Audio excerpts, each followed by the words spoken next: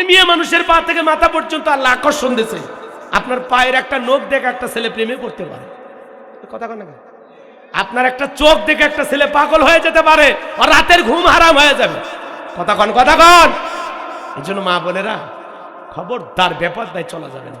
পা মুজে লাগাইতে হবে, হাত মুজে লাগাইতে হবে, ঢিলা ঢালা বোরকা পরতে হবে, টাইট ফিটিং বোরকা না। অনেক মা বোন বোরকার সামনে কি লেস, কি চুমকি, কি এম্বুটারি, মানে এমন কারুকাজ যে ওই বোরকার ডিজাইন দেখার জন্য হলেও তাকান লাগবে।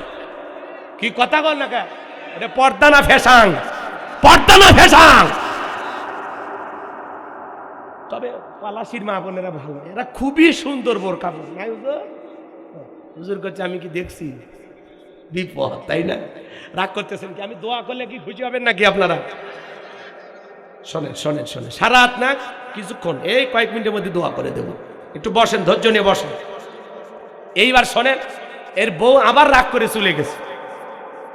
এইবার স্ত্রীর কাছে যা বলতেছে, কি ব্যাপার? ভাই সংসার করলে হয় তোর মা থাকবে, না হলে আমি থাকবো, এরকম বউ বলে না? এই ছেলেটা বলতেছে, কি বলতে চাও তুমি, কি বলতে চাও? তখন বলতেছে, শোনো, তুমি যদি সংসার আমার নিয়ে করো তাহলে আমার বাপের বাড়িতেই থাকো, আর যদি মনে করো তোমার বাড়িতে নিয়ে যাবা তাহলে ওই বাড়িতে তোমার মাকে রাখা যাবে না। তোমারে কি করব? কই তুমি বুঝবা না, আমি মেয়ে মানুষ, আমার কাছে একটা কৌশল আছে, যদি তুমি শোনো তাহলে আমি বলবো। ছেলেটা বললে, বলো। এইবার স্ত্রী একবারে, শোনো, আজকে এখান থেকে যাওয়ার পথে বাজার থেকে তুমি কমলা কিনবা, কমলা কিনে বাড়ির দরজায় যাবা, মারে ডাক দিবা, মার মুখে নিজের হাতে কমলা তুলে খাওয়াইবা, মার পা ধরে ক্ষমা চাইবা, এরপরে যা যা করার আমি তোমারে বলে দিচ্ছি। স্ত্রী কথা শুনে যখন বাড়িতে আসলেন, কমলা কিনে দরজায় ডাক দেয়, মা দরজা খুলে দাও। মা ডেকে বলে, না বাবা, তোর আঘাতের চিহ্নগুলো দিয়ে এখন রক্ত পরে, পুষ পরে, আমি আর তোর হাতের মার খাইতে পারবো না। মা দরজা খুলতে চায় না। ছেলেটা কাকুতি মিনতি করে ডাক দেয়, মা আর মারবো না, মা তোর পা ধরে আমি ক্ষমা চাইব। মায়ের দিল তো নরম, কয়েকবার যখন দরজায় মা মা বলে ডাক দিয়েছে, দুঃখিনী মা দরজা খুলে দিয়েছে। এইবার ছেলেটা মার পার জড়ায় ধরে কান্দে আর ডেকে বলে, মা অনেক বড় বেয়াদবি করেছি, মামারে তুমি মাফ করে দিও। মার পা ধরে ক্ষমা চায়। মা ডেকে বলে, বাবা নিজের ভুল যেহেতু বুঝতে পেরেছিস, তোর জায়গা আমার পায়ে না, তোর জায়গা আমার বুকে আয়। ছেলেটা এবার মার বুকে গেলেন। কমলা ছেলে একটা ফালটা যখন মার মুখে তুলে দিয়েছে, দুঃখিনী মা ডেকে বলে, বাবা এত আদর করতেছিস, ব্যাপারটা বুঝলাম না। ডেকে বলে, মা মনে তো চায় প্রতিদিন আপনারে ফল ফুট কিনে খাওয়াবো, কিন্তু আপনি তো জানেন আমি একের খেতে কাজ করি, একা একা কাজ করি। কেউ যদি যা আমার একটু সহযোগিতা করতো, আমি গাছগুলো কেটে দিতাম, আর কেউ যদি ছালগুলো পরিষ্কার করতো, তাহলে বেশি আখ বাজারে নিয়ে যাইতে পারতাম, বেশি বিক্রি করে বেশি টাকা ইনকাম করতে পারতাম। মা তখন ডেকে বলে, বাবা বুঝতেই আমি পেরেছি, যা যা বউরে নিয়ে আরামে ঘুমা, কাল ভোরবেলা থেকে আমি মা তোর সাথে আখের খেতে চলে যাব। পরের দিন সকালবেলা মা উঠলেন, ছেলে উঠলো, মা ছেলে মিলে আখের খেতে চলে গেল। ওই ছেলেটা আখের গাছগুলো কাটে আর মা নিচের দিকে হয় সাল পরিষ্কার করে। স্ত্রীর ষড়যন্ত্র হলো, তোমার মা যখন আখের খেতে যাবে ওই কোদাল দিয়া এক কোপে মার কাল্লাটা ফেলায় দিবা, জমিনের ভিতরে গর্ত করে পুঁতে রাখবা, পৃথিবীর কেউ টের পাবে না। কেউ যদি বলে তোমার শাশুড়ি কোথায়, বলবো ঝগড়া লাগে কই চলে গেছে আমরা জানি না, সাপও মরবে লাঠিও ভাঙবে না। এটা হলো স্ত্রীর একটা গভীর চক্রান্ত, ষড়যন্ত্র। এই ছেলেটা সেই ষড়যন্ত্রের ফাঁদে পা দিয়েছে। এইবার আখের গাছগুলো কেটে দেয় আর মা নিচের দিকে হয় সাল পরিষ্কার করে। এইবার সুযোগ বুঝতে যখন কোদালটা উঁচু দিকে তুলে ধরেছে, মার কাল্লাই মারবে, কোদালটা উঁচু করে তুলে ধরেছে, মাকে একটা কোপ দেবে। কত বড় পাষাণ হলে, কত বড় নিঠুর হলে, কত বড় নির্দয় হলে এমন কাজ করতে পারে।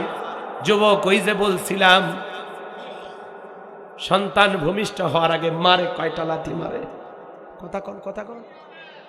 এত জোরে লাথি মারে, প্রথম লাথি যখন সন্তান মায়ের গর্ভে মারে, এই লাথি মারার কারণে সন্তান এতদিন যে কভারের ভিতরে ছিল, যে প্যাকেটের ভিতরে ছিল, এটা ফেটে যায়।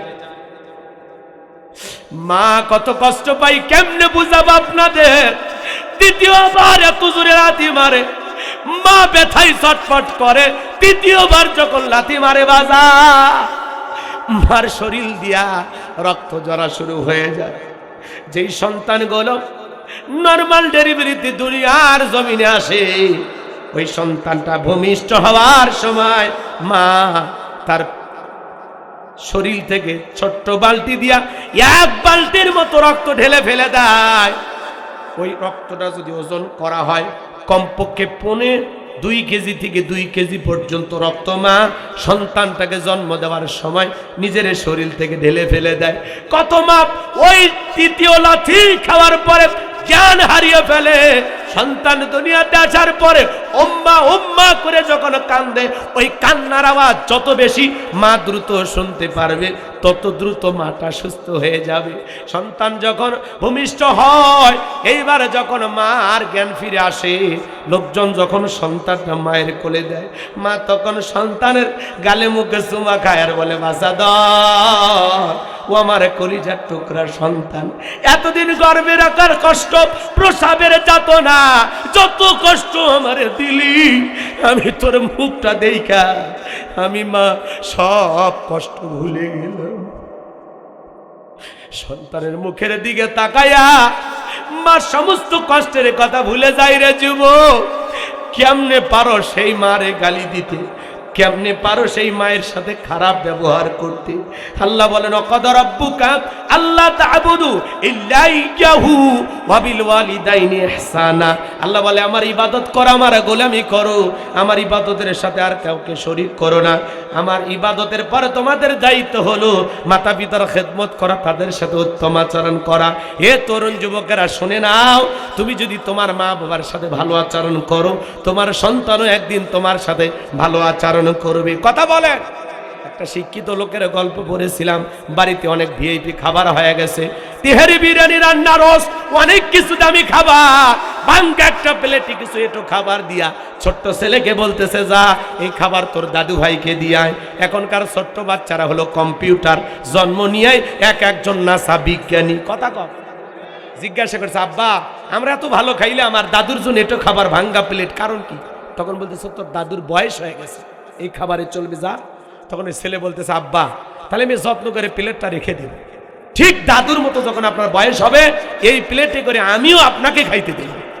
শিক্ষিত মানুষ বিবেকের দরজা খুলে গেছে, ভাঙ্গা প্লেটের খাবার ফেলে দিয়া সন্তানকে বুকে জড়ায় বলে বাবা কলেজ বিশ্ববিদ্যালয়ে যা শিখতে পারি নাই আজকে তোর কাছে তাই শিখলাম। এইবার বাবাকে যে স্টুডুমে ফেলাইয়া দিছিল সেখান থেকে 3তলা বিল্ডিং এর উপরে তুললেন, এরপরে গোসল করায় দিয়া নতুন জামা পরাইয়া বাবাকে আদর যত্ন করতে লাগলেন, বাবার সেবা করা শুরু করলেন। স্ত্রী যা বলে কি ব্যাপার, ওই বুড়া মানুষটারে আবার উপরে তুলেন, কয় চুপ কর, আজ থেকে আমরা যা খাবো বাবা তাই খাবে, আমরা যা পরবো বাবা তাই পরবে, আমরা এই রুমে ঘুমাবো, পাশের রুমে বাবা ঘুমাবে, যদি করিস বাবার সাথে বাড়াবাড়ি 1 2 3 পাঠায় দেব বাপের বাড়ি। বউরে বলেন না, আপনি বলেন যতদিন আমার মা বাবা জীবিত থাকবে এক পাতিলে রান্না হবে, পাতিল আলাদা হবে না। যদি আলাদা রান্না করার ইচ্ছা হয় তুই একলাই খাস, মুখ পাবো না। কথা কন নাকি? আমারই ভাইবি না, একলাই রান্না করে খাবি। বিরক্ত হইছেন? হইলে হন গে, কষ্ট হচ্ছে আপনাদের। এই জন্য যুবক তুমি যা করবা তোমার মা বাবার সাথে রেডি থাকো, ডায়েরিতে লিখে রাখো। 23শে ডিসেম্বর গোলাম রব্বানী এই কথাটা তোমার জীবনে ডায়েরিতে লিখে রাখো। তুমি যদি তোমার মা বাবার সাথে বেয়াদবি করো, খারাপ আচরণ করো, তাদেরকে কষ্ট দাও, রেডি থাকো তোমার সন্তানও দ্বিগুণ ফেরত দেবে, যা যা করছো ফেরত দেবে, রেডি থাকো। তাহলে মা বাবারে কষ্ট দেওয়া, পা দুটো আগায় দেন না ভাই, আপনাদের পা ধরে অনুরোধ করে বলে যায় মা বাবার মনে কষ্ট দেবেন না। মা বাবা হলো বটবৃক্ষ, আমাদের নিয়ামক, তারা দোয়া করলে আমাদের কপাল খুলে যাবে। কথা কয় না? কথা কয় না? তাহলে মা বাবার ভালোবাসা দোয়া নিয়ে কারা কারা জান্নাতে যেতে চান, মা বাবার খেদমত করতে চান, দুইটা হাত তুলে মালিককে দেখান। আল্লাহ আমাদের সবাইকে পিতা মাতার খেদমতকারী সন্তান হিসেবে কবুল করুন। চিল্লা বলেন আমিন, আর একটু জোরে বলেন আমিন। যুবক, মায়ের ঋণ কখনো শোধ, বাবার ঋণ কখনো শোধ হবে? রক্তে ভাসিয়া যাতনাই কাঁদিয়া আনলে মাগো আমায় এই দুনিয়ায়, তোমার ঋণ আমি কি দিয়ে শোধাই মাগো, তোমার ঋণ আমি কি দিয়ে শোধাই। দেখেছি পৃথিবীতে প্রথম মায়ের মুখ, পেয়েছি ভালোবাসায় পূর্ণ মায়ের বুক। বলতে পারি না কথা, মা বোঝে আমার ব্যথা, তাই তো রেখেছো মা বুকেতে জড়াই। তোমার ঋণ আমি কি দিয়ে শোধাই মাগো, তোমার ঋণ আমি কি দিয়ে শোধাই। কখনো গভীর রাতে উঠলে আমি কেঁদে, বুকে মা শক্ত করে রাখতো আমায় বেঁধে। তোমার ওই দুধের দাম কে দেবে প্রতিদান, এই দুনিয়ায় মাগো আজও মেলে নাই। তোমার ঋণ আমি কি দিয়ে শোধাই মাগো, তোমার ঋণ আমি কি দিয়ে শোধাই। বিদেশে সন্তানের যদি বিপদ হয়, দুঃখিনী মায়ের অন্তর কভু কান্দে কয়, কোথায় আছো মাওলায় আমার খুলে দাও দয়ার দুয়ার, আদরের মানিক আমি বুকে ফিরে চাই। তোমার ঋণ আমি কি দিয়ে শোধাই। তো জোরে কর না মারহাবা। মায়ের ঋণ সহজ হবে না। মা বাবার মনে কষ্ট দেওয়া কি পিতা মাতা কি নিয়ামত, যাদের চেহারার দিকে তাকাইলে আমল নামায় আল্লাহ কবুল হজের সব লিখে দেয়। সুবহানাল্লাহ ক।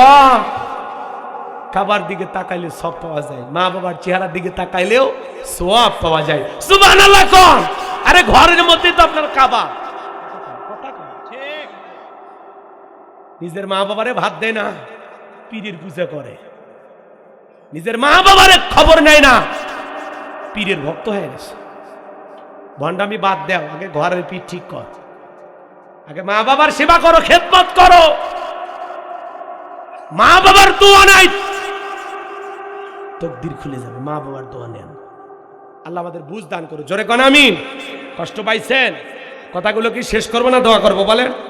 এরপরে লোকমানে হাকিম তার কলিজার টুকরা সন্তানকে বলতেছেন, কত সুন্দর করে কথা। আল্লাহ তাআলা বলেন, ইয়া বুনাইয়া ইন্নাহা ইন তাকু মিসকালা হাববাতিন মিন খারদালিন ফাতাকুন ফি সাখরাতিন আও ফিস সামাওয়াতি আও ফিল আরদি ইয়াতি বিহাল্লাহ ইন্নাল্লাহা লাতীফুন খবীর।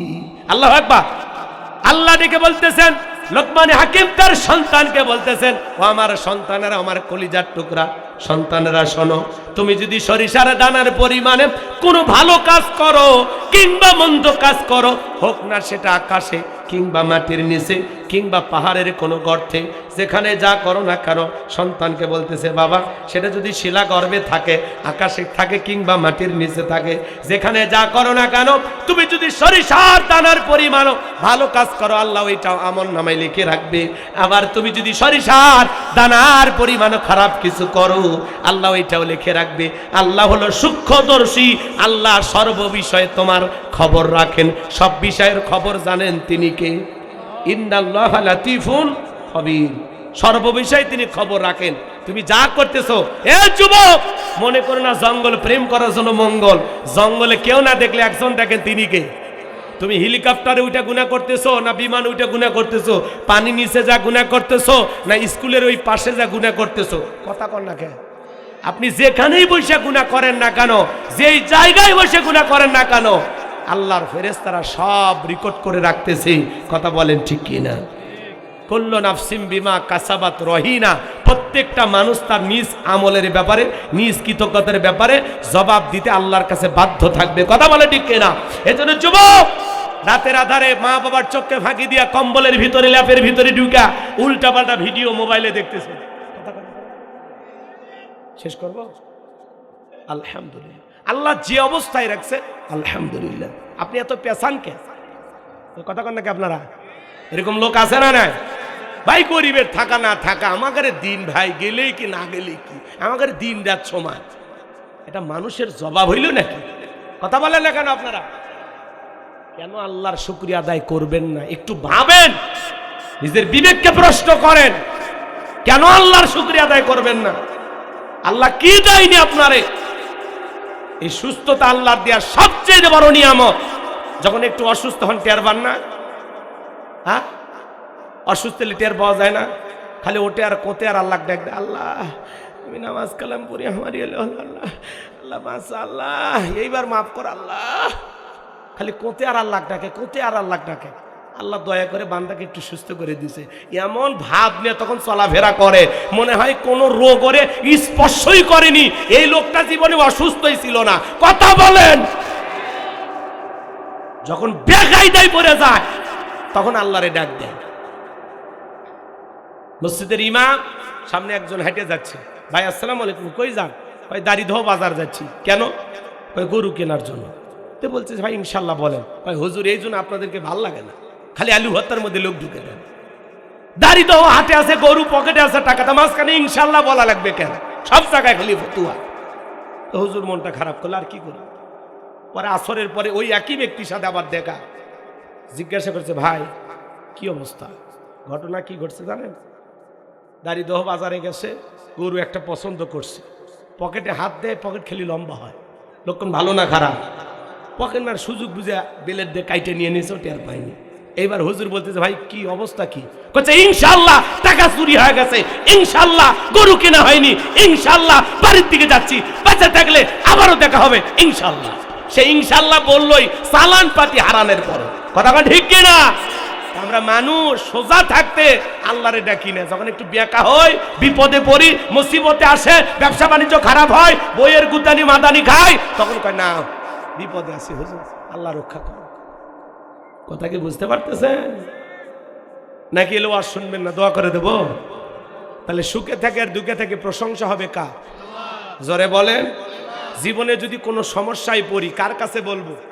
ফেসবুকে পোস্ট করব? শোনেন, আপনার যদি স্যান্ডেলের একটা ফিতাও লাগে তাও পৃথিবীর কারো কাছে চাইবেন না, এটা আল্লাহর কাছে চাইবেন। কথা কয়, তিনি আমাদের রব, তিনি আমাদেরকে দিবেন সব। চাওয়া আমি আল্লাহর কাছে চাইব। কথা ক্লিয়ার? তাহলে সুখে থাকলেও প্রশংসা হবে কার? দুঃখে থাকলে প্রশংসা হবে কার? খেয়ে থাকলেও প্রশংসা হবে কার? না খেয়ে থাকলেও প্রশংসা হবে কার? তাহলে সব সময় জবান দিয়ে বলতে হবে আলহামদুলিল্লাহ, সর্ব অবস্থায় আলহামদুলিল্লাহ। আল্লাহ যে হালতে রাখুক আলহামদুলিল্লাহি রাব্বিল আলামিন। পারলে পুরো আয়াতটাই পড়বেন, পারবেন না? আলহামদুলিল্লাহি রাব্বিল আলামিন পারবো তো ইনশাআল্লাহ। তাহলে আয়াতটাকে মোটামুটি বুঝছেন? কথা কয় নাকি? আপনার প্রশংসার জন্য আল্লাহর দিন ঠেকে নাই। কথা বোঝেন? প্রশংসা আদায় করলে বান্দার সম্মান মর্যাদা আল্লাহর কাছে বেড়ে যায়। যত বেশি প্রশংসা করবেন তত সমাজের চোখে আল্লাহ আপনার ইজ্জত সম্মান বাড়াইয়া দিবে। কথাকে বুঝাইতে পারলাম? এজন্য প্রশংসা আদায় করলে আমাদের কখনো লস হবে? তাহলে সবসময় আল্লাহর প্রশংসা আদায় করব। আল্লাহ তৌফিক দান করেন, জোরে বলেন আমিন। এরপরে ভাইয়েরা আমার গভীর মনোযোগ, আল্লাহ রাব্বুল আলামিন বলেন লোকমানে হাকিম যখন তার কলিজার টুকরা সন্তানদেরকে একত্রিত করে ওয়াজ করতেছেন, শুধু মাঠে ময়দানে ওয়াজ করতেন না, তিনি ঘরের ভিতরে ওয়াজ করতেন। ঘরের ওয়াজ হলো পৃথিবীর সেরা ওয়াজ। কথা কন। আপনি চিল্লা দিয়ে ঘরেন, আপনার বউ পর্দা করেন, আপনার মেয়ে পর্দা করেন। আমি হুজুর ওয়াজ করি, আমার বউ যদি পর্দা না করে, আমি ইমামতি করি, আমার ঘর যদি ঠিক না থাকে, তাহলে কি লাভ হইল ভাই? কথা বলেন। এজন্য ঘরের ভিতরে ওয়াজ দরকার আছে না নাই? সেই কথা আল্লাহ রাব্বুল আলামিন বলেন, ওয়া ইয ক্বালা লুকমানু লিবনিহি ওয়া হুয়া ইয়াইযুহু ইয়া বুনাইয়া লা তুশরিক বিল্লাহ ইন্নাশ শিরকা লাযুলমুন আযীম। আল্লাহ রাব্বুল আলামিন বলেন, স্মরণ করো লোকমানে হাকিমের কথা। যখন লোকমানে হাকিম তার কলিজার টুকরা সন্তানদেরকে একত্রিত করে বলতেছেন, ইয়া বুনাইয়া, হে আমার বৎস, হে আমার কলিজার টুকরা সন্তান, হে আমার হৃদয়ের স্পন্দন। আল্লাহু আকবার। সন্তান কিভাবে ডাকা লাগবে আদর কইরা, আল্লাহর কোরআন আপনাকে শিখাচ্ছে। ইয়া বুনাইয়া, হে আমার বৎস, হে আমার কলিজার টুকরা সন্তান, হে আমার হৃদয়ের স্পন্দন। যদি এইভাবে ছেলেকে ডাক দেন, কথা শুনবে না? ডাকার মধ্যে মধু থাকা দরকার আছে না? ডাক দেন, আমার আব্বাজন কোথায়, আমার কলিজার টুকরা সন্তানটা কোথায়? বাবা হিসাবে বলেন, আপনার সন্তানের কয়টা দায়িত্ব আপনি পালন করছেন? আপনি বলেন তো, এখানে অনেক বাবা আছি আমরা, আপনার সন্তান আপনার কাছে হক পাবে কয়টি? বলেন, কয়টি হক বলতে পারবেন? রাগ করতেছেন? আচ্ছা, এটা কি পরীক্ষার হল রুম? ভয় পাচ্ছেন কেন? ভুল বললে বলেন, সমস্যা নেই। তো বলতে পারবেন আপনার সন্তান আপনার কাছে হক পাবে কয়টা? কথা কয় না, কথা কয় না। হযরত উমর ফারুকের নাম শুনছেন? ইসলামের দ্বিতীয় খলিফা। এক লোক মাথা ফেটে গেছে, রক্ত বের হচ্ছে, ও কপাল ধরে হযরত উমরের কাছে বিচার দিবের গেছে। ও খলিফাতুল মুসলিমিন, ছেলে আমারে খাইতে দেয় না, উল্টো পিটা নিয়ে দিয়ে দেখেন মাথা ফাইটে ফেলেছে, আপনি বিচার করেন। হযরত উমর ফারুক বলতেছে, ছেলের বিচার করার আগে তোমার কাছে বলি, তুমি কি তোমার সন্তানের হক বুঝিয়ে দিয়েছ? বাপ তখন বলছে, সন্তান আবার কিসের হক? আপনার সন্তান আপনার কাছে হক পাবে 12টি। জোরে বলেন কয়টি? এই ওয়াজ করবে গেলে তো 3 ঘন্টা লাগবে। রাগ করতেছেন? সন্তানের প্রথম হক কি বলেন? প্রথম হক, বাচ্চা জন্মগ্রহণ করার সাথে সাথে একটা সেলফি তুলে ফেসবুকে পোস্ট করা, বাবা হইলাম। কি কন? এরপরে সন্তানের মামা চাচা এরা থাকলে এরাও পোস্ট করে আইডিতে, চাচু হইলাম, মামা হইলাম। যেই মহিলা বাচ্চা ডেলিভারি করছে ওই ক্লিনিকে ওই অবস্থায় খালি কোনো মতে মুছিছে, কথা কন না কেন? কোনো মতে বাচ্চার এই ময়লাগুলো হালকা একটু মুছে ওই অবস্থায় একটা ছবি তুলে ফেসবুকে পোস্ট করে। অনেক কষ্টের পরে মা হওয়ার স্বাদ বুঝলাম। তাহলে সন্তান জন্মগ্রহণ করার সাথে সাথে প্রথম দায়িত্ব সেলফি তুলে ফেসবুকে দেওয়া। ইহাতে কুরবানির সব পাওয়া যায়, হজের সব পাওয়া যায়। সুবহানাল্লাহ কোন? দেখছেন চালাক আছে বগুড়ার মানুষ, বাবা বোঝা লাগবে। অন্য জায়গার লোক হলে সুবহানাল্লাহ কইতো, খালি জেলা পাল্টে গেলে সুবহানাল্লাহ হইতো। যাক, আপনারা বেঁচে গেছেন। তাহলে প্রথম দায়িত্ব ফেসবুকে ছবি ছাড়া না, সেলফি তোলা না। পিতামাতার প্রথম দায়িত্ব সন্তানের কানে আজান দেওয়া, ছেলে হোক আর মেয়ে হোক, প্রথম দায়িত্ব কানে আজান দেওয়া। সেলফি তোলার ঠেলায় 3 দিনেও মনে হয় না আজান দিছে কিনা। সন্তানগুলো এমনি খারাপ হচ্ছে, আপনি বাপের জায়গাতে আছেন, কথা কয় না কেন? এরপরে 2 নাম্বার হলো তাহনিক করা। তাহনিক করা মানে কোন একটা আলেমের কাছে নিয়ে যায়, ভালো মুরব্বীর কাছে নিয়ে যায়, মিষ্টি দ্রব্য কোনো কিছু সেই আগে নিজে খাবে, খাইয়া এটা আপনার বাচ্চার জিহ্বাতে তালুতে লাগাইয়া দেবে, এর নাম তাহনিক করা। 3 নাম্বার, 7ম দিনে আকিকা দিয়ে সুন্দর একটা নাম রাখা। নাম রাখবেন কি? বল্টু, নাট, স্ক্রু, টায়ার, ফায়ার, কি রুমকি, ঝুমকি, চুমকি, সুইটুই, বেলি, চেলি, ডিলু, লিলু, ফিলু, হাইরে নামের সাইজ।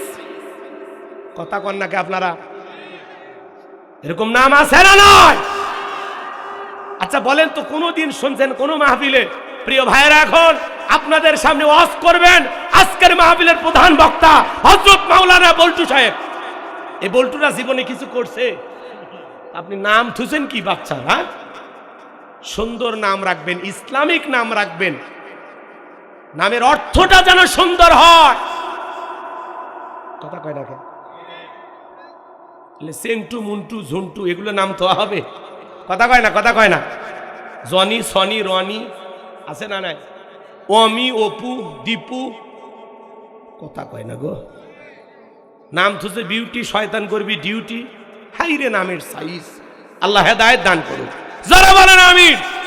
আমাদেরকে অনেকে ফোন দিয়ে বলে, হুজুর আপনারা তো নামের বিরুদ্ধে অনেক ওয়াজ করছেন, একটা বাচ্চা হয়েছে, কি নাম দেব? কি সন্তান বলেন? ছেলে। তো আল্লাহর কাছে 2টা নাম প্রিয়, একটা আব্দুল্লাহ আর একটা আব্দুর রহমান। বলতেছে হুজুর দাদার নাম আসলে আব্দুল্লাহ আর আমার চাচার নাম আব্দুর রহমান। নামের মধ্যে কেন জানি চাচার দাদা দাদা ভাব, এগুলো চলবে না। আপডেট কিছু বলে, এখন আপডেট কিছু আছে আমার কাছে নাই। তখন ওরা নাম খুঁজে পায় না, সন্তানের নাম তো এই মোটু, পাতলু, হ্যাঁ নাম তো চিকন আলী। কথা কন নাকি আপনারা? এরকম নাম আছে না নয়? সুন্দর একটা নাম রাখতে হবে। তবে আলহামদুলিল্লাহ আমি নিয়ত করেছি, আপনারা নিয়ত করলে করতে পারেন আমার সাথে। আল্লাহ যদি আমাকে আরেকটা পুত্র সন্তান দান করে, আমি তার নাম রাখবো ওসমান হাদি। কথা বলেন? আমার ভাই ভারতের আধিপত্যের বিরুদ্ধে কথা বলে, ভারতের আগ্রাসনের বিরুদ্ধে কথা বলে, ওই জালেমেরা, বেঈমানেরা টার্গেট করে আমার ভাই শরীফ ওসমানকে বিদায় করে দিয়েছে। এই জন্য মনে রাখবেন, এই বাংলাদেশের পক্ষে, সার্বভৌমত্বের পক্ষে, ইনসাফের পক্ষে কথা বলার কারণে আমার ভাই তরুতাজা একজন মানুষ শরীফ ওসমান জীবন দিয়েছে। মনে রাখবেন, একজন ওসমান বিদায় নেবে, তার রক্তের ফোঁটায় লক্ষ লক্ষ ওসমানের জন্ম হবে।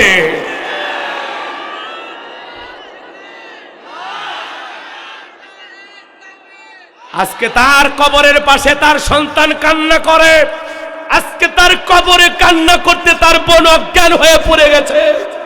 আজকে তার ভক্তবৃন্দ, ভালোবাসার মানুষেরা কবরের পাশে দাঁড়ায় বলতেছে, ভাই আমাদের কি বাতাসা খাওয়াবো না, আমাদের কি মুড়ি খাওয়াবো না? কই কেউ তার বাতাসা মুড়ি কিনে দেয় না। ওই ভাই এইভাবে হারিয়ে গেলেন। আজকে ওসমানে হাদি বাংলাদেশের ইতিহাসে এমপি হয়নি, মন্ত্রী হয়নি, কিন্তু মুকুটহীন সম্রাট, এক রাজকীয় বিদায়। বাংলাদেশের ঢাকা ৮ আসনের এমপি হতে পারে নাই, কিন্তু মানুষের ভালোবাসায় বাংলাদেশের ২০ কোটি মানুষের হৃদয়ের আসন পেয়েছে। মানুষ চোখের পানি ছেড়ে দিয়ে তার জন্য কান্না করেছে।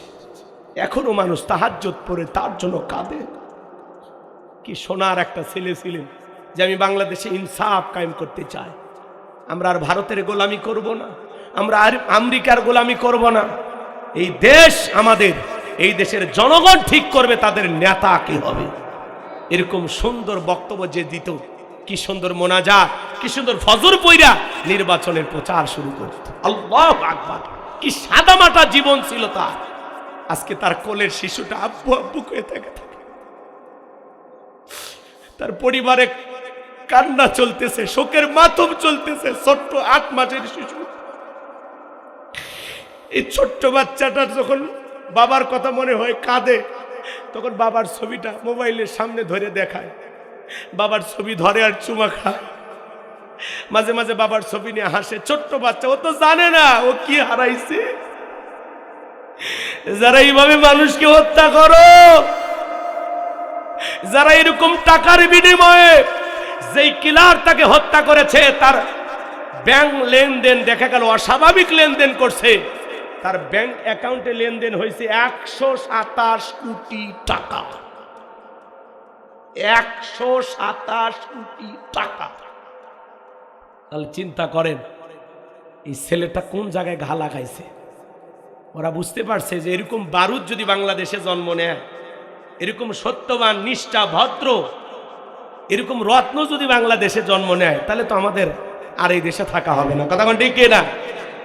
কারণ এরাই তো এদেশের নেতৃত্ব দিত আগামীতে। কথা বলেন ঠিক কিনা?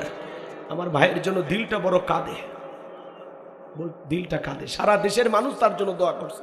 তার যে জানাজা, বাংলাদেশের ৫৪ বছরের ইতিহাসে এত বড় জানাজা হয়নি। আল্লাহু আকবার। কি মনে করেন, এক শুক্রবারে গুলি খাইছে, আর এক শুক্রবারে মারা গেছে। সে যে শহীদ, সে যে জান্নাতি মানুষ, এতে কোনো সন্দেহ না। সে বলে, আমি মুসলমান, যেদিন মায়ের উদর থেকে জন্ম নিয়েছি সেদিন থেকে শহীদ হওয়ার তামান্না বুকে জাগ্রত রেখেছি, যে আমি ৫০ বছর হায়াত চাই না। আমি রাজপথের লড়াকুর সৈনিক, আমার বিছানায় মৃত্যু হবে না। হয় কেউ গুলি দিবে অথবা কেউ জেলে ভরে রাখবে, আমার কোনো ভয় নাই। আমি গুলি খেয়ে মরতেও রাজি। সবসময় শহীদ হওয়ার আকাঙ্ক্ষা তার ভিতরে ছিল। আল্লাহ তাকে শহীদ হিসাবে কবুল করেছেন। চিৎকার মেরে বলুন আমিন। তবে বড় মায়া লাগে তার এতিম সন্তানটার জন্য। কোনদিন বাবা বলে আর বাবার বুকে যাইতে পারবে না, কিন্তু এই সন্তানটা একদিন জানবে তার বাবা কত বীর পুরুষ ছিল, কতটা মানুষের প্রিয় ছিল। কথা বলে ঠিক কিনা? আজকে তার স্ত্রীকে কে সান্ত্বনা দেবে? যারা মানুষ হত্যা করো, তার বাড়িতে যায় দেখো তার স্ত্রী তার স্বামীকে হারায় কি কান্না করে, তার ছেলে বাবাকে হারায় এতিম সন্তানগুলো কিভাবে কান্না করে, তার মা কিভাবে সন্তানের জন্য আকুতি মিনতি করে আল্লাহর কাছে হাজারি করে কান্নাকাটি করে। মনে রাখবা, যেই কেলারে হত্যা করেছো, মনে রাখবা একদিন এইভাবে তোমার বউ বাচ্চাকে আল্লাহ কাঁদাবে, তোরেও বিদায় করবে। কথা ঠিক না? তুমিও ভালো থাকতে পারবা না। একদিন মদ খাইয়া নিশা কইরা নিজের পিস্তল দিয়ে নিজেই গুলি করে মরে যাবা। কথা কন? কাউকে মেরে কেউ শান্তিতে থাকতে পারে না। কথা বলেন, কষ্ট হচ্ছে? আমার কথা কি আপনার বিরক্ত হইছেন? হইল আমার আপত্তি না। আমি নিয়ত করেছি আল্লাহ যদি আমারে ছেলে সন্তান দেয়, আমি আমার সন্তানের নাম রাখবো ওসমান হাদি। আমরা ওসমান হাদিদের হেরে যেতে দিব না। ওরা যদি হেরে যায়, হেরে যাবে বাংলাদেশ। কথা বলেন ঠিক কিনা? ঘরে ঘরে ওসমান হাদিদের জন্ম দিতে হবে। কথা বলেন ঠিক কিনা?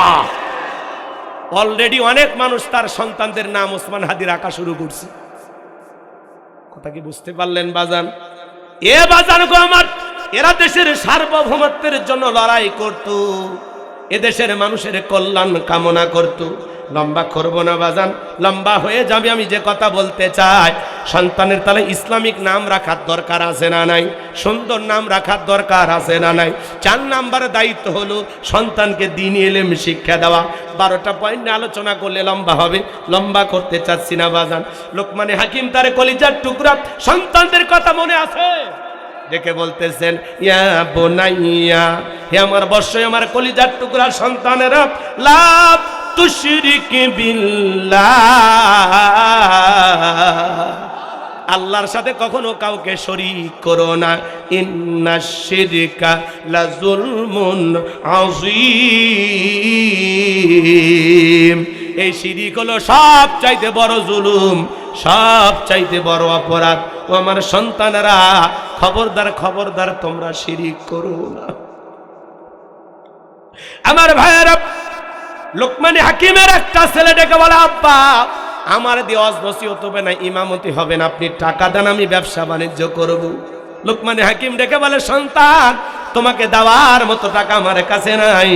ছেলেটা বড় না সরবান্ধা, ডেকে বলে, আব্বা আমার টাকা দেন, না হলে আমি কি করে খাবো, আপনি আমার টাকা দেন, আমার ইমামতি হবে না, ওয়াজ নসিহত হবে না।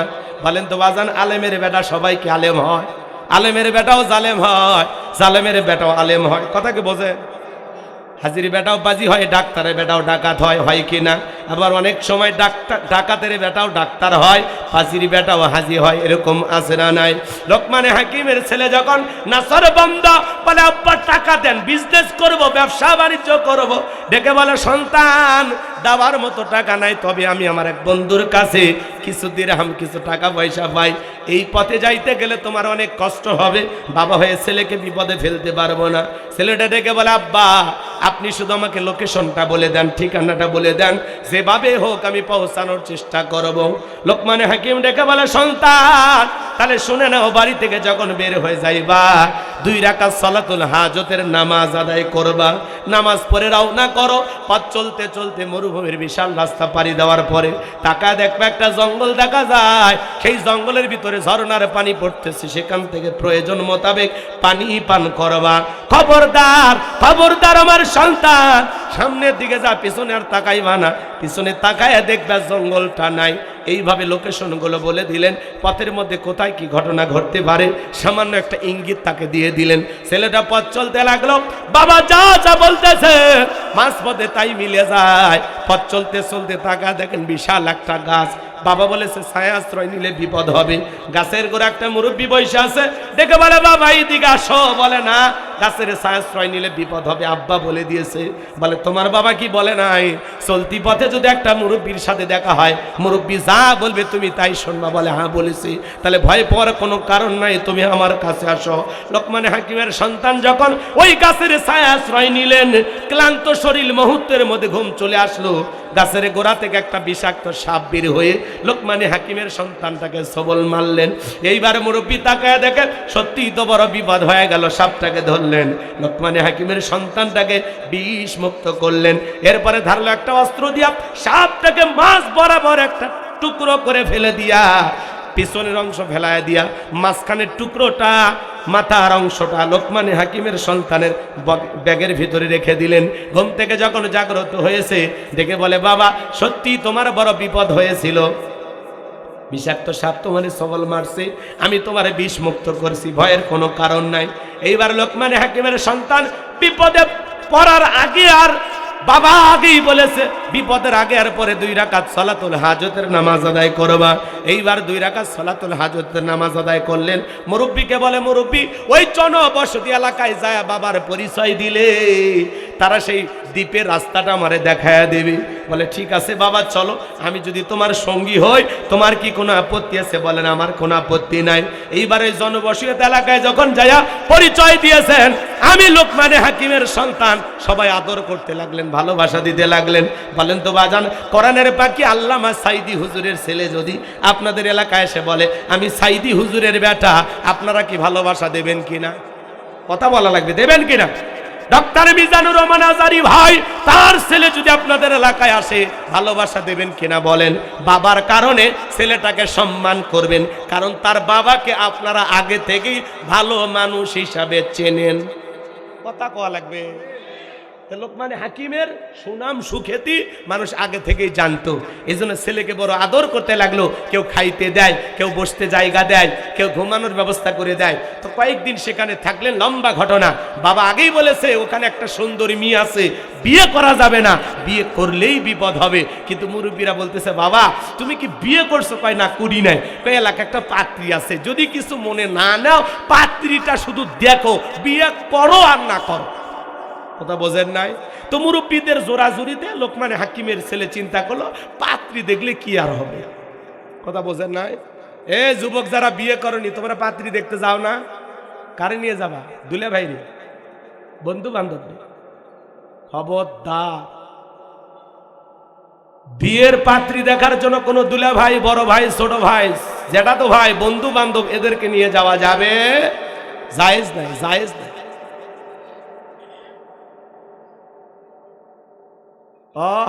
সেটা পরে আসতেছি, আপনি গভীর চলে গেছেন, আমি ওখানে যাওয়ার চেষ্টা করতেছি।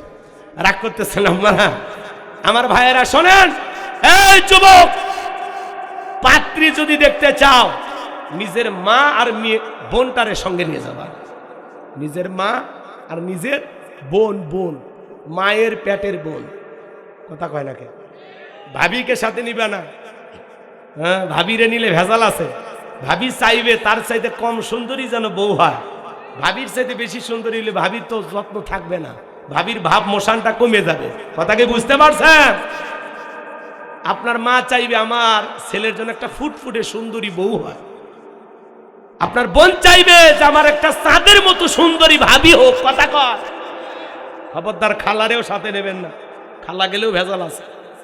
মেয়ে দেখতে যতই সুন্দরী হোক বলবে এর সাথে আমার লাভলি ভালো।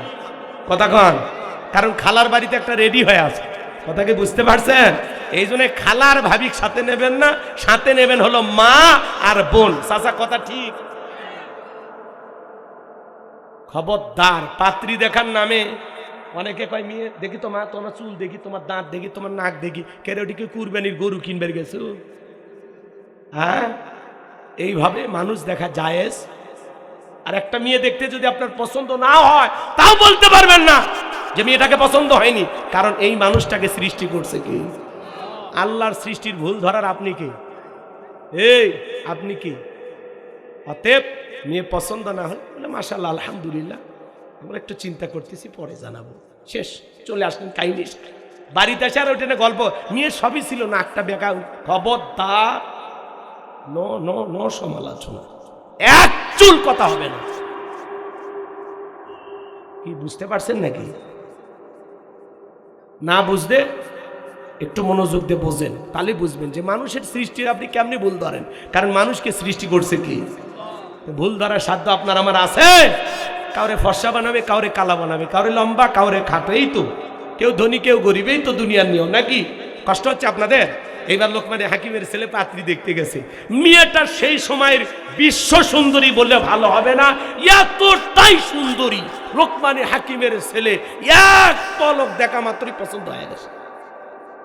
তখন মনে মনে ভাবতেছে বিয়ে যদি করি এই মেয়েকেই করবে। কথা হয় না? এবার মুরব্বীরা বলতেছে বাবা পাত্রী কেমন দেখলা? আলহামদুলিল্লাহ, পাত্রী আমার পছন্দ। তখন বলতেছে বাবার মেয়ের সব ঠিক আছে, কিন্তু মেয়ের একটা গোপন সমস্যা আছে। কথা কয় না কে? পাত্রী দেখতে গেলে বাড়ির আশেপাশে আপনারা জিজ্ঞাসা করেন না যে মেয়েটার কি অবস্থা? অমুকের মেয়েকে আমরা দেখতেছি, কি খবর? বলছে ও অমুকের মেয়ে কয়েকদিন আগে 7 দিন কক্সবাজারে থেকে একটা আইফোন নিয়েছে। কথা কর। এলাকার কি কি সমস্যা গোপন তথ্য ফাঁস করে দেয়, আছে না নাই? শোনেন, এইবার বলতেছে বাবা লোকমানে হাকিমের সন্তান, তুমি যেহেতু বিয়ে করবা তোমার কাছে আর গোপন রাইখা লাভ নাই। এই মেয়েটার এর আগেও 10 বার বিয়ে হয়েছে, একটা স্বামীও বাসর ঘর থেকে জীবিত বের হয়নি। তোমার সিরিয়াল 11 নাম্বার। তুমি বলো রাজি আছো না নাই? লোকমানে হাকিমের সন্তান মনে মনে ভালো লেগে গেছে, মেয়েটাকে বিবাহ করতে চায়। পুরো ঘটনাটা কি বলবো, আপনারা কি শুনবেন? কেন 11টা স্বামী মারা গেল শুনবেন? শুনবেন? কারা কারা একটু হাত তুলে দেখান তো বাজান। লিল্লাহে তাকবীর। হাত নামান।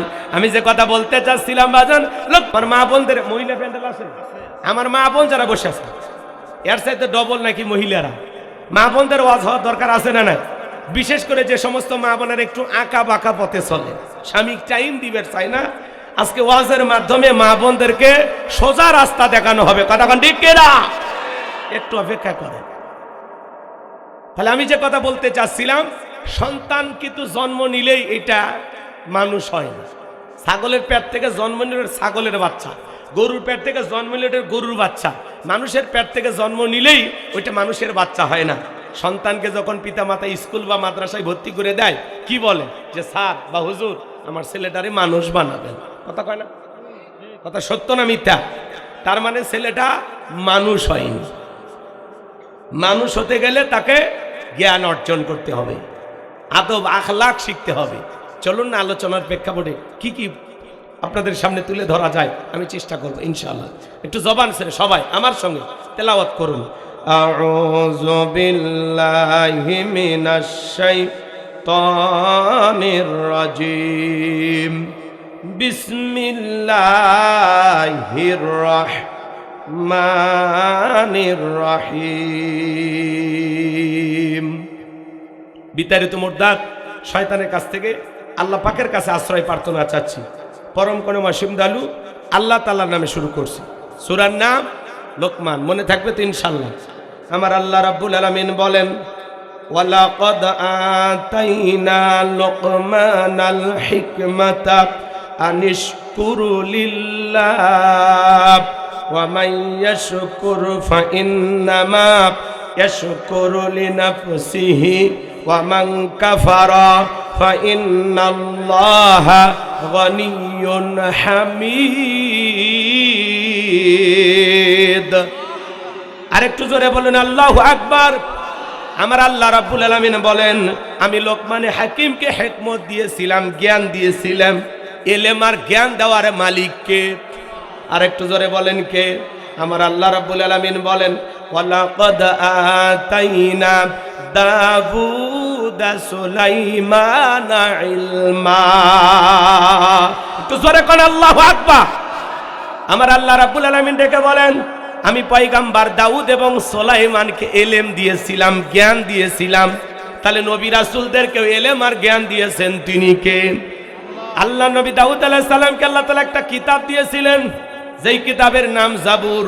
পয়গম্বর যখন জাবুর কিতাব তেলাওয়াত করতেন, সমুদ্রের মাছগুলো পর্যন্ত কিনারায় ভিড় জমায়ে দিত তার তেলাওয়াত শোনার জন্য। বলুন সুবহানাল্লাহ। এত মিষ্টি কণ্ঠ আল্লাহ তাআলা দাউদ আলাইহিস সালামকে দান করেছিলেন। সে আল্লাহর নবী দাউদ একদিন আল্লাহ তাআলাকে ডেকে বলতেছেন, আল্লাহ আমার জানতে বড় ইচ্ছা হয়, আমার পরবর্তীতে আপনি কাকে ফিলিস্তিনে বাদশাহী দান করবেন? আমার আল্লাহ ডেকে বলে, পয়গম্বর তোমার পরবর্তীতে আমি আল্লাহ রাব্বুল আলামিন তাকে ফিলিস্তিনের বাদশাহী দান করব। আমার পক্ষ থেকে নিয়ামতে ভরা একটা সিন্ধুক যাবে, ওই সিন্ধুকের ভিতরে 3টা জিনিস থাকবে। কোনটার নাম কি, কোনটা দিয়ে কি কাজ হবে, যে বলে দিতে পারবে বুঝতে পারবেন পয়গম্বর আমি আল্লাহ রাব্বুল আলামিন তাকেই ফিলিস্তিনের বাদশাহী দান করব। জোরে বলুন আল্লাহু আকবার। আল্লাহ নবী দাউদ আলাইহিস সালাম তার জাতির মানুষদেরকে একত্রিত করে দাওয়াত দিতে লাগলেন, ও দেশের জনগণ শোনো দিয়া মন, আমি আল্লাহর নবী দাউদ তোমাদেরকে একটা প্রশ্ন করতে চাই। আল্লাহর পক্ষ থেকে একটা নিয়ামতে ভরা সিন্ধুক আসবে, ওই সিন্ধুকের ভিতরে 3টা জিনিস কি কি থাকবে, কোনটার নাম কি, কোনটা দিয়ে কি কাজ হয়, তোমরা কি কেউ বলতে পারবা? পয়গম্বরের সামনে থাকা হাজার হাজার মানুষ মাথা নত করে চলে গেল, একটা প্রশ্নের উত্তর কেউ দিতে পারলো না। বলুন আল্লাহু আকবার। আল্লাহ নবী দাউদ আলাইহিস সালাম এইভাবে বেশ কয়েকদিন প্রচার চালাইতে লাগলেন।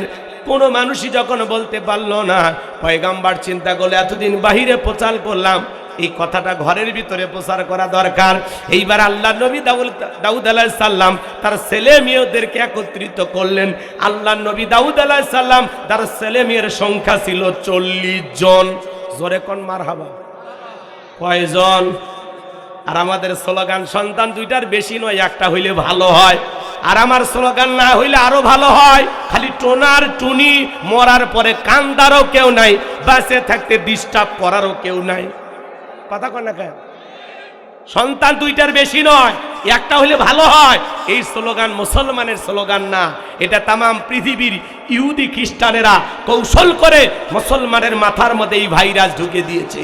কারণ তামাম পৃথিবীর জালেমেরা চায় মুসলমানের সংখ্যা কমুক না বাড়ুক। কারণ জালেমেরা আজকে পুরো পৃথিবীতে 700 কোটির উপরে মানুষ, এর মধ্যে মাত্র 200 কোটি মুসলমান। সংখ্যায় যদি আমরা 350 বা 400 কোটি মুসলমান হতে পারতাম, পৃথিবীর জালেমেরা মুসলমানের রক্ত নিয়ে খেলা করা তো দূরের কথা, মুসলমানের দিকে পাকা চোখে তাকানোর সাহস পৃথিবীর কোন জালেমের ছিল না। কথা বলে ঠিক না? সংখ্যায় কম জালেমেরা হয়েছে, জম কেড়ে নিতে চায় আমাদের দম। কথা কন? রাগ করতেছেন মনে হয় আপনারা? গভীর মনোযোগ দিয়ে কথাগুলো শুনে যাবেন বাজান। মুসলমানের সংখ্যা বাড়ানোর দরকার আছে না নাই? দিনাজপুরে ওয়াজ করতে গেলাম, এক মুরব্বী বাচ্চা নিয়ে আমার বলে, হুজুর দোয়া করে দেন। আমার চাচা এটা কি নাতি হয়? নাতি মানে এটা আমার সন্তান। আমি কি কোন চাচা এই বয়সে? হ্যাঁ, এটা 11 নাম্বার। কয়টা? চুয়াডাঙ্গায় ওয়াজ করতে গেছিলাম, এক বেচারা অন্ধ, চোখে দেখে না, 13টা বাচ্চা হয়েছে। কয়টা? হ্যাঁ। আর আপনি কি করলেন সারা জীবন? রাগ করতেছেন মনে হয় আপনারা? মন খারাপ করবেন না ভাই। সন্তান যদি দেয়, আমরা যে কায়দায় নেওয়া কম শুরু করছি, আল্লাহ তাআলাও কিন্তু কৌশল জানে কি না। আল্লাহ যখন আপনি নেওয়ার চিন্তা করবেন একটা, আল্লাহ একসাথে কিন্তু 8-10টাও দিতে পারে। কি জমজ দেওয়ার ক্ষমতা নেই? কথা বলেন না? হচ্ছে না? হচ্ছে না? কয়েকদিন আগে নাইজেরিয়ার এক মহিলা একসাথে 11টা বাচ্চা জন্ম দিয়েছে। একসাথে 11টাই বাচ্চা। মারহাবা কর। আল্লাহ চাইলে সম্ভব কিনা? বান্দা আছে কমানোর ধান্দায়, আল্লাহ আছে বাড়ানোর ধান্দায়। আমরা পরিবার পরিকল্পনা করি। পরিবার পরিকল্পনা করা কিন্তু খুব ভালো কাজ। পরিবার পরিকল্পনা করা বলতে কি বোঝেন? এই ছেলেকে ডাক্তার বানাবো, এর ইঞ্জিনিয়ার বানাবো, এরে মুফতি বানাবো, এরে মুহাদ্দিস বানাবো, এরে মাদ্রাসায় পড়াবো, এরে কলেজে পড়াবো, এর ইংলিশ মিডিয়ামে পড়াবো। এই যে বাচ্চাদেরকে নিয়ে পরিবার পরিকল্পনা করা, সন্তানদের ভবিষ্যৎ চিন্তা করা, এগুলো ভালো। কিন্তু আমরা তো করি মারিবার পরিকল্পনা। কোন ট্যাবলেটে টেনশন মুক্ত? কথা কয় না গো? রাগ করতেছেন মনে হয় আপনারা? রাগ করলে আমার করার কিছু নাই বাজান। আমি যে কথা বলতে চাই গভীর মনোযোগ দিয়ে শুনে যান। আল্লাহর নবী দাউদ আলাইহিস সালাম তার ছেলে মেয়েদেরকে একত্রিত করে ডেকে বলেন, ও আমার সন্তানেরা, আল্লাহর পক্ষ থেকে নিয়ামতে বড় একটা সিন্ধুক আসবে। ওই সিন্ধুকের ভিতরে 3টা জিনিস থাকবে। কোনটার নাম কি, কোনটা দিয়ে কি কাজ হয়, তোমরা কি কেউ বলে দিতে পারবা? পয়গম্বরের বড় ছেলে বলতে পারে না, মেজো ছেলে বলতে পারে না, সবার ছোট 19 বছরের টকবগে যুবক, নাম তার সুলাইমান। হাত তুলে বলেন, লাব্বাইক আব্বাজান, আপনি যদি অনুমতি দেন আমি সুলাইমান বলে দিতে পারবো। ওই সিন্ধুকের ভিতরে 3টা জিনিস কি কি থাকবে, কোনটার নাম কি, কোনটা দিয়া কি কাজ হবে? জোরে কোন মারহাবা। নবী দাউদ ডেকে বলে, বাবা তুমি ছোট মানুষ, না বুঝে একটা কথা বলো। পয়গম্বরের সন্তান সুলাইমান ডেকে বলে, আব্বা আমারে ছোট মনে করবেন না। আকাশে পাখি উড়ে যায়, দূর আকাশে পাখি উড়ে যায়, ওই পাখিটা উঠতে গিয়ে কি বলে একটা পাখি আর একটা পাখির সাথে, আমি সেই কথা বলতে পারি, বুঝতে পারি। ও আব্বা জান, আমার বয়স যখন 14-15 পার হয়ে গেছে, আমি যখন জঙ্গলের পাশ দিয়ে হেঁটে যেতাম, ওই জঙ্গলের একটা প্রাণী আর একটা প্রাণীর সাথে, একটা পশু আর একটা পশুর সাথে কি কথা বলে, কোন ভাষায় কথা বলে, আমি পশু প্রাণীর ভাষাও বুঝতে পারি। জোরে কোন মারহাবা। ও আব্বা জান, আপনি যদি অনুমতি দেন, ওই সিন্ধুকের ভিতরে 3টা জিনিস কি কি আছে, কোনটার নাম কি, কোনটা দিয়ে কি কাজ হবে বলে দিতে পারবো। আপনারা কি শুনতে রাজি আছেন? কারা কারা হাত তুলে দেখান তো বাজান। লিল্লাহি তাকবীর, লিল্লাহি তাকবীর। তাহলে আমার আল্লাহ রাব্বুল আলামিন বলেন, ওয়ালাকাদ আতাইনা লুকমানাল হিকমাতা আনিশকুরু লিল্লাহ। আল্লাহ ডেকে বলেন, আমি লোকমানে হাকিমকে হিকমত দিয়েছিলাম, জ্ঞান দিয়েছিলাম, এবং জ্ঞান দেওয়ার পরে বলেছিলাম, লোকমান তুমি আমার শুকরিয়া আদায় করো। আনিশকুরু লিল্লাহ, তুমি আমার কি করো? শুকরিয়া আদায় করো, কৃতজ্ঞতা প্রকাশ করো। লোকমানে হাকিম আল্লাহ তাআলার শুকরিয়া আদায় করেছিলেন, কৃতজ্ঞতা প্রকাশ করেছিলেন। আল্লাহ যে তাকে এলেম দিয়েছিলেন, জ্ঞান দিয়েছিলেন, এইটা পাওয়ার পরে লোকমানে হাকিম আল্লাহর প্রশংসা আদায় করেছিলেন, আল্লাহ তাআলার কৃতজ্ঞতা আদায় করেছিলেন। এই কৃতজ্ঞতা আদায় করার কারণে, প্রশংসা আদায় করার কারণে লোকমানে হাকিমের সম্মান কমেছে না বেড়েছে? জোরে বলেন না। তাহলে আল্লাহ যদি বান্দাকে কোনো নিয়ামত দেয়, শুকরিয়া আদায় করা দরকার আছে না নাই? আল্লাহ পরে সুন্দর করে জানায় দিলেন, ওয়া মাইয়াশকুরু ফাইন্নামা ইয়াশকুরু লিনাফসিহি ওয়া মান কাফারা ফাইন্নাল্লাহা গনিয়্যুন হামিদ। আমার আল্লাহ ডেকে বলেন, যারা প্রশংসা আদায় করে সে তার নিজের জন্য আদায় করে, আর যারা প্রশংসা আদায় করে না তাদের জেনে রাখা উচিত আমি আল্লাহ অমুখাপেক্ষী, আমি আল্লাহ নিজেই প্রশংসিত। বলুন সুবহানাল্লাহ। তাহলে প্রশংসা আদায় করলে কার লাভ? কথা বুঝতেছেন? যে প্রশংসা আদায় করবে তার লাভ। প্রশংসা আদায় করলে বান্দার লাভ, আল্লাহর কোনো লাভ নাই। প্রশংসা আদায় না করলে বান্দার লস, আল্লাহর কোনো লস নাই।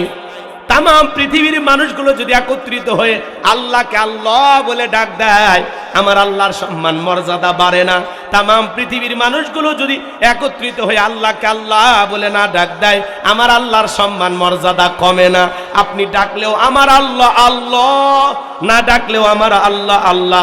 5 বছর পরে ভোট দিয়ে নির্বাচন করে আল্লাহ হয় না। কথা বলেন। আপনি ডাকলেও আমার আল্লাহ আল্লাহ, না ডাকলেও আমার আল্লাহ আল্লাহ। ডাকলে বান্দার লাভ, আল্লাহর কোনো লাভ নাই। না ডাকলে বান্দার লস, আল্লাহর কোনো লস নাই। লাভ ক্ষতি যা বান্দা। কথা ক্লিয়ার? কেন আল্লাহর শুকরিয়া আদায় করবেন না, এটা হলো জবাব। কেন আদায় করবেন না শোনেন, তাফসীরুল কোরআন মাহফিল লিখছেন না, শুধু এই শুকরিয়ার তাফসীর যদি করা হয় 3 দিন লাগবে, 3 দিন, তাও শেষ হবে না। এত কথা একটি আয়াতের ভিতরে আছে। আল্লাহু আকবার কোন। একটু অপেক্ষা করেন। কষ্ট হচ্ছে নাকি আপনাদের? কেন আল্লাহর শুকরিয়া আদায় করবেন না? আপনি যেদিন মায়ের গর্ভ থেকে পৃথিবীর জমিনে আসছিলেন বাজার, বলেন তো শরীরে কোনো পোশাক ছিল? এই যে পোশাকটা পরে আছেন কে দিয়েছে? কে দিয়েছে? লজ্জা লাগে? একটু জোরে বলেন না। আল্লাহ। একটু ভালোবেসে ডাক দেন, কে দিয়েছে? তাহলে মায়ের পেট থেকে জন্ম নেওয়ার সময় আমি যেদিন দুনিয়াতে আসছি, আমার শরীরে কাপড় পর্যন্ত ছিল না। আজকে যে হাজার হাজার টাকার কাপড় পরে আছেন, কে দিয়েছেন? এই যে এত বড় হয়েছেন, কে লালন পালন করছে? কি মনে করেন? একটু অপেক্ষা করেন, সামনে গেলে বুঝতে পারবেন হুজুর কি বুঝাইতে চাচ্ছে। আজকে আপনাকে আল্লাহ তাআলা এত নিয়ামত দিয়েছে, এত কিছু দিয়েছে, তারপরে আপনি আল্লাহর শুকরিয়া আদায় করেন না। কেন আদায় করেন না? আপনি এই পৃথিবীর জমিনে একটু হিসাব করে দেখেন, এক সময় আপনার পকেটে 5 টাকাও ছিল না, আজকে আপনি লক্ষ লক্ষ টাকার মালিক। কে দিয়েছে? এক সময় আপনার নামে 1 শতক জমিও ছিল না, আজকে আপনি কয়েক বিঘা জমির মালিক। কে দিয়েছে? আপনার ফুলবকিরা বাজারে কেউ চিনতো না, আপনি ওখানে একটা দোকান দিয়ে ব্যবসা করতেছেন, আলহামদুলিল্লাহ। এখানে দোকান দেওয়ার জন্য অনেকে স্বপ্ন দেখে। আপনি মালয়েশিয়া প্রবাসী, সৌদি আরব প্রবাসী, বিদেশে যান, লক্ষ লক্ষ টাকা ইনকাম করেন। অনেক মানুষ আপনার এই অবস্থানে যাওয়ার জন্য স্বপ্ন দেখে। অতএব নিজের অবস্থানে থেকে আল্লাহর শুকরিয়া আদায় করা লাগবে। আমি কৃষিক্ষেত্রে কাজ করি, আলহামদুলিল্লাহ। রিক্সা চালাই, ভ্যান চালাই, আলহামদুলিল্লাহ। আমার একটা ছোটখাটো ব্যবসা প্রতিষ্ঠান আছে, আলহামদুলিল্লাহ। আল্লাহ আমারে বিদেশে নেয়, আমি বিদেশে এসে ইনকাম করি, আলহামদুলিল্লাহ। এক কথায় নিজেকে আল্লাহ তাআলা যেখানে রেখেছেন, আর আমার যতটুকু অবস্থান, নিজের অবস্থানে থেকে আমি শুকরিয়া আদায় করব। কথা বলেন। নিজের এদিক খেয়াল করেন, নিজের অবস্থানে থেকে যদি শুকরিয়া আদায় করেন, আল্লাহ তাআলা আপনার অবস্থানটাকে আরো পরিবর্তন করে দেবেন। কত মানুষ দেখেন না বাজার রেল স্টেশনে ঘুমাইতেছে মাথার তলে ইট দিয়ে, তার চাইতে কি আপনি ভালো নাই? আপনার তো একটা ঘর আছে, হোক না মাটির ঘর, হোক না টিনের ঘর, ঘুমানোর একটা খাট আছে, মাথার তলে দিয়ে একটা বালিশও আছে। আল্লাহর এমনও বান্দা জমিনে আছে যে মাথার তলে ইট দিয়ে ঘুমায়। কথা বলেন। তারা ওই রেল স্টেশনে পড়ে থাকা মানুষের চাইতে কি আপনি ভালো নাই? রাস্তাঘাটে কত যাযাবর পলিথিন দিয়ে ঘর বানায় থাকে, তার চাইতে আপনি ভালো নাই? কেন আল্লাহর শুকরিয়া আদায় করবেন না? এই মুহূর্তে কত মানুষ হাসপাতালের বেডে শুয়ে কাতরাইতেছে, এই মুহূর্তে কত মানুষ দুনিয়া ছেড়ে বিদায় নিয়ে গেল, এই মুহূর্তে এই গ্রামেও দুই একজন মানুষ বিছানায় শুয়ে কাতরাইছে, মাহফিল আসার ভাগ্য হয়নি, তার চাইতে আপনি ভালো নাই? কেন আল্লাহর শুকরিয়া আদায় করবেন না? পা থেকে মাথা পর্যন্ত আল্লাহ তাআলা দেহের ভিতরে কোটি কোটি টাকার নিয়ামত দিয়েছে। পৃথিবীর কোন হাট বাজারে এরকম একটা আঙ্গুল কিনতে পাওয়া যায়? এরকম একটা চোখ কিনতে পাওয়া যায়? কে দিয়েছে? এত সুন্দর করে কে সৃষ্টি করছে? এই যে কথা যে বলতেছেন, বলার সুযোগ কে দিয়েছে? আর রহমান আল্লামাল কোরআন খালাকাল ইনসান আল্লামাহুল বায়ান। আল্লাহু আকবার। আর একটু জোরে বলেন আল্লাহু আকবার। পারস্যের কবি শেখ সাদী রহমতুল্লাহ আলাইহি পায়ের মধ্যে জুতা নাই, মনটা বড় খারাপ। আমি পারস্যের এত বড় কবি আর আমার পায়ে এক জোড়া জুতা নাই। পথ চলতে চলতে তাকায় দেখেন আল্লাহর এমন একজন বান্দা জমিনের মধ্যে বসে আছে যার দুইটা পা নাই। মুহূর্তের মধ্যে সিজদায় লুটিয়ে পড়লেন, চোখের পানি ছেড়ে দিয়া কান্না করতে লাগলেন আর দেখে বলে, আল্লাহ পায়ের মধ্যে জুতা নাই তাই মন খারাপ করছি। এই জমিনে তোমার এমনও বান্দা আছে যার দুটা পা নাই। আল্লাহ আমি বড় অকৃতজ্ঞ, আমারে তুমি মাফ করে দিও। এই কথা বলে শেখ সাদী রহমতুল্লাহ আলাইহি সিজদায় অজরে চোখের পানি ছেড়ে দিয়া আল্লাহর কাছে কাঁদলেন আর শুকরিয়া আদায় করলেন। কুড়িগ্রাম জেলে একবার ওয়াজ করতে গেছিলাম বাজান, আমার সাথে অন্ধ হাফেজ সাহেব ওয়াজ করলেন, খাওয়া দাওয়া করতেছিলাম একসাথে, হঠাৎ করে বিদ্যুৎ চলে গেল। আমি বললাম ভাই তাড়াতাড়ি আলোর ব্যবস্থা করেন, প্লেটের মধ্যে অনেক খাবার আছে, খাইতে গিয়ে সমস্যা হতে পারে। অন্ধ হাফেজ সাহেব আমার হাতটা ধরে বলে, হুজুর 52 বছর হয়ে গেল আমার বয়স, 52 বছর ধরে আমার চোখে কোনো আলো নাই, বিদ্যুৎ নাই। ও হুজুর, যে মা আমাকে জন্ম দিয়েছে মাটা দেখতে কেমন আমি জানি না, আমার বাবা দেখতে কেমন আমি জানি না। বড় হওয়ার পরে আমি বিবাহ করছি, মা বাবা বিবাহের ব্যবস্থা করে দিয়েছে। আমার স্ত্রীটা দেখতে কেমন ফর্সা না কালা আমি জানি না। আল্লাহ আমাকে অনেকগুলো সন্তান দিয়েছে হুজুর, ছেলেগুলোর চেহারা কেমন আমি জানি না, মেয়েগুলোর চেহারা কেমন আমি জানি না। ও হুজুর, আসমানটা দেখতে কেমন আমি জানি না, জমিনটা দেখতে কেমন আমি জানি না। আল্লাহ আমারে ফর্সা বানাইছে না কালা বানাইছে আমি জানি না হুজুর। আল্লাহ এই পৃথিবীর জমিনে আমার চোখের আলো দেয় নাই, আমি মন খারাপ করি নাই। কিয়ামতের ময়দানে যেদিন আল্লাহ তাআলা আমার চোখের আলো ফেরায়া দেবে, সেই দিন চোখের আলো পাইয়া সর্বপ্রথম জানো আমি আমার চোখ দিয়ে আমার মালিক আল্লাহকে দেখতে পাই। একটু চিৎকার মেরে বলুন সুবহানাল্লাহ। একটা অন্ধ ব্যক্তির সান্ত্বনা কোথায়? অন্ধ মানুষ কোরআনের হাফেজ আর চোখ থাকার পরে দেখেও কোরআন পড়তে পারি না, কথা বলেন। এই চোখের হক কি আদায় করলাম? কত মানুষ আহারে বাবা কথা বলতে পারে না, কত মানুষ দুইটা হাত অচল, আমরা কি বলি লুলে, দুইটা পা চলতে পারে না, ল্যাংরা বলেন, বলেন না। কান আছে, ডাক দেন দাদা দাদা, আদা বাড়িত নাই, কি কানটা ছসা, বয়রা কয়ে ডাক দেন না, কথা বলেন না ভাই, এরকম হচ্ছে কিনা বলেন। আহারে সব ঠিক, জবান দিয়ে কথা বলতে পারে, লোকটা বোবা। আল্লাহ আপনারে পুরুষ বানাইছে, মা বোন যারা আবার শুনতেছে নারী বানাইছে, এর মাঝখানে আরো কিছু আল্লাহ বানাই। আল্লাহ চাইলে আপনাকে আমাকে হিজড়া বানাইতে পারতো না, কথা বলেন না ভাই। রাস্তায় যে লোকটা ভিক্ষা করে আল্লাহ চাইলে ওই জায়গায় আপনাকে আমাকে বসাই দিতে পারতো না? তাহলে কেন আল্লাহর শুকরিয়া আদায় করবেন না? কিশোরগঞ্জে ওয়াজে গেছিলাম, এক লোক হাওয়াই মিঠা বিক্রি করতো গ্রামে গ্রামে ঘুইরা, সেই লোককে আল্লাহ 150 বিঘা জমির মালিক বানাইছে। লোকটা হাত ধরে কাঁদে আর বলে, হুজুর কয়েক বিঘা মসজিদ মাদ্রাসায় দিয়ে দিছি, আমি এক সময় 3 বেলা খাইতে পারতাম না, আল্লাহ আমাকে 150 বিঘা জমির মালিক বানাইছে, কয়েকবার আমি হজ করছি। তাহলে দেখেন আল্লাহ আপনাকে কোন অবস্থান থেকে কোথায় নিয়ে আসছে, একবার শুধু তাকায় দেখেন যে আল্লাহ তাআলা আপনাকে কত নিয়ামত দিয়েছে। কেন আল্লাহর শুকরিয়া আদায় করবেন না? যতটুকু দিয়েছে ততটুকু পেয়ে শুকরিয়া আদায় করতে হবে কার? আরো জোরে বলেন কার? মুসা আলাইহিস সালামের এক উম্মত ডেকে বলে, পয়গম্বর সম্পদ এত বাইরে গেছে, আল্লাহরে বলবেন কোন আমল করলে সম্পদ কমে যাবে, এই আমলের কথাটা আপনি জেনে আসবেন। মুসা আলাইহিস সালাম তুর পর্বতে আল্লাহর সাথে কথা বললেন, এক পর্যায়ে আল্লাহ বললেন, পয়গম্বর কিছু জানার আছে? বলে হ্যাঁ, আমার এক উম্মত জানতে চায় তার নাকি অনেক সম্পদ হয়েছে, সে একটু সম্পদ কমানোর আমল জানতে চায়। আল্লাহ বলে তোমার উম্মতকে জানায় দাও সে যেন কম কম আমার প্রশংসা আদায় করে, কম কম শুকরিয়া আদায় করে। উম্মতের সাথে দেখা হয়ে গেল, ডেকে বলে পয়গাম্বার আল্লাহ তাআলা আমার ব্যাপারে কিছু বলেছেন? বলে হ্যাঁ বলেছে, আপনি একটু কম কম আল্লাহর শুকরিয়া আদায় করবেন, তাহলে আপনার সম্পদ কমে যাবে। উম্মত ডেকে বলে পয়গাম্বার আপনি আল্লাহর নবী হয়ে কেমনে এই কথা বললেন যে আল্লাহ তাআলা আমার এত নিয়ামত দিয়েছে, এত ভালো রেখেছে, কেন সে আল্লাহর প্রশংসা আদায় করব না? আজ থেকে আমি আরো বেশি বেশি করে আমার আল্লাহর শুকরিয়া আদায় করব। ওই লোকটা যখন বেশি বেশি করে আলহামদুলিল্লাহ বলতে লাগলেন, আগের চাইতে আল্লাহ তাআলা তার সম্পদকে দ্বিগুণ বানায় দিলেন। বলুন সুবহানাল্লাহ। এই জন্য আল্লাহ রাব্বুল আলামিন বলেন লা ইন শাকারতুম লা আযীদান্নাকুম ওয়া লা ইন কাফারতুম ইন্না আযাবি লাশাদীদ।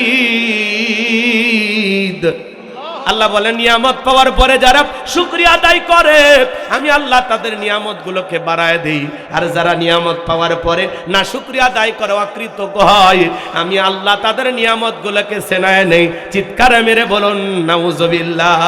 শুধু নিয়ামত ছিনায় নেই না, তাদের জন্য কঠোর আযাব শাস্তির ব্যবস্থা আছে। জোরে বলেন নাউজুবিল্লাহ। তাহলে সব সময় প্রশংসা হবে কার? সুখে থাকলে প্রশংসা হবে কার? দুঃখে থাকলে প্রশংসা হবে কার? আপনারা সবাই কেমন আছেন? অনেকে যখন জিজ্ঞাসা চাচা কেমন আছে, গরিবের থাকা না থাকা হুজুর কোনো মতে দিন কাল যাচ্ছে, আলুর দাম নাই, ব্যবসা বাণিজ্য খুবই খারাপ, গরিবের দিন হুজুর কোনো মতে আছে আলহামদুলিল্লাহ। মানে সেই 7 মাথা 3 মাথা রাজা বিরাট স্বর্গসি পানি তোলা ফুল ফকিরিয়া সব ঘুরে আসে, তারপরে আলহামদুলিল্লাহ। কথা কন নাকি আপনারা? আপনাকে যখন বলা হচ্ছে ভাই কেমন আছেন, এত কই